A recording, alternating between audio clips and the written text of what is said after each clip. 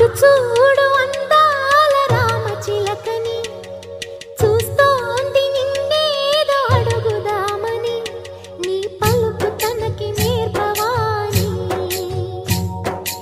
ఇటు చూడు